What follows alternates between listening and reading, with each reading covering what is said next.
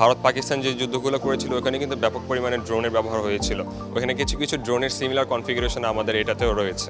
শুধুমাত্র ইরান এবং ইসরায়েলের যুদ্ধই না, আমরা দেখেছি ইউক্রেন এবং রাশিয়ার যুদ্ধে এফপিভি ড্রোন ব্যবহার করছে। এই ড্রোনটি বেসিক্যালি হচ্ছে যখন টেক অফ করে তখন হচ্ছে 4টি মোটর আমাদের অন থাকে, টেক অফ করে দেন হচ্ছে একটি পজিশনে যাওয়ার পর পিছনে 2টি মোটর অফ হয়ে যায়, সামনে 2টি মোটর হরিজন্টালি মুভ করে পিছের যেই মেন এক্সস্ট ফ্যানটি রয়েছে বা এক্সস্ট ব্রশলেস মোটরটি রয়েছে সেটি স্টার্ট হয়ে যায়, যার ফলে আমাদের 2টি অথবা 3টি মোটর হচ্ছে রান হচ্ছে, ফ্লাইট টাইম অনেক বেড়ে যাচ্ছে।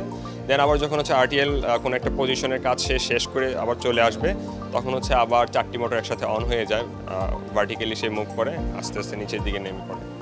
বর্তমানে এটিতে জার্নাল হিসাবে হচ্ছে আমরা ইলেকট্রিক পাওয়ার ইউজ করছি, লিথিয়াম পলিমার ব্যাটারি, তবে এটাকে যখন আমরা ইঞ্জিনে কনভার্ট করবো তখন ফ্লাইট টাইম আরও অনেক বেড়ে যাবে। এখন ফ্লাইট টাইম হচ্ছে আপনার অ্যারাউন্ড ভেরিয়েশনের উপর আমরা যে ব্যাটারি সেট আপ দেবো এটা 1 থেকে 3 ঘন্টা পর্যন্ত এটা সর্বোচ্চ ফ্লাইট টাইম। এটা অ্যারাউন্ড 40,000 মিটার মতো রেঞ্জ করে, তবে 40,000 মিটার যেতে পারবে না এই মুহূর্তে, কারণ তার যাওয়ার পরে আসার মতো ফুয়েল তার মানে ইলেকট্রিক চার্জ তার কাছে থাকবে না। অ্যারাউন্ড 20,000 মিটার পর্যন্ত সে যেতে পারবে।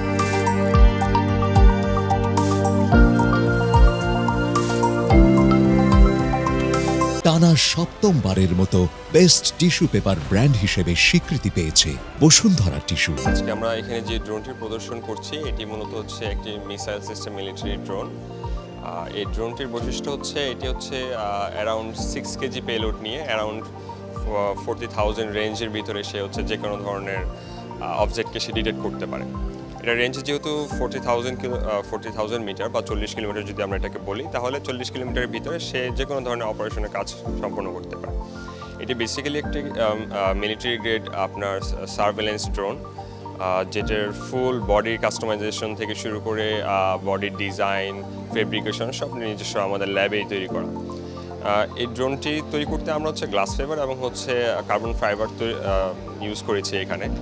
এই ড্রোনটি হচ্ছে vertically take off and vertically land করতে পারে যে কোনো পয়েন্ট থেকে, যার কারণে এটি হচ্ছে যে কোনো অপারেশনে ইনস্টেট এটাকে ফ্লাই করানো পসিবল। এবং এটার নিচেই আপনারা যে ধরনের ক্যামেরা মডিউলটা দেখতে পাচ্ছেন এটা সম্পূর্ণ আমাদেরই ডিজাইন করা, এই ক্যামেরার সেন্সরগুলো আমাদেরই ইমপ্লিমেন্ট করা।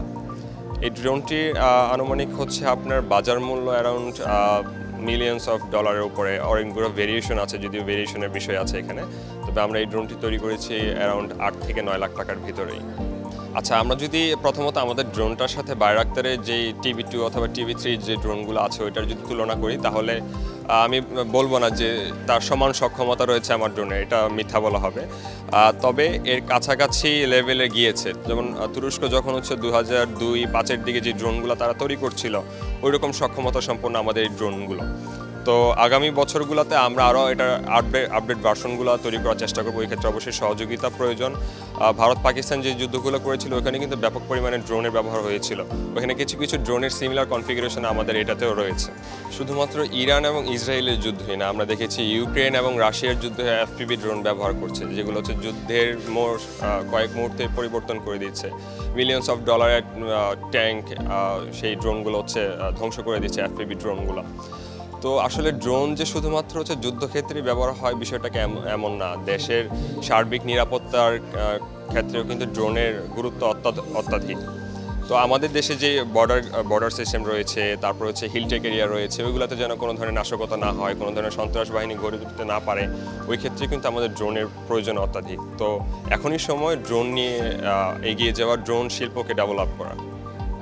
নরসিংদী সায়েন্স অ্যান্ড রোবোটিক্স ল্যাবের ফাউন্ডার মূলত আমি বেসিক্যালি আমার নরসিংদী জেলা যেহেতু শিক্ষানগরী হিসাবে সবাই পরিচিত, ওইখানকার ক্রিয়েটিভ স্টুডেন্টদেরকে নিয়ে আমি একটি ল্যাব করার চেষ্টা করেছিলাম 2017-এর দিকে। তবে ওই সময়টাতে পারিনি, কারণ আমি ওই সময় স্টুডেন্ট ছিলাম। তো এখনও আমি স্টুডেন্ট, তবে আমার সক্ষমতা হয়েছে একটি ল্যাব প্রতিষ্ঠা করার মতো। তো আমরা স্টুডেন্টরা মিলে একটা ল্যাব প্রতিষ্ঠাতা করি। এখানে হচ্ছে যত ধরনের ক্রিয়েটিভ স্টুডেন্ট আছে তাদেরকে রিসার্চ করার জন্য বা প্রজেক্ট নিয়ে কাজ করার জন্য আমি এই সুযোগটা দিচ্ছি। For more update, follow us on Facebook, subscribe our YouTube channel, get the latest update on www.daily-sun.com.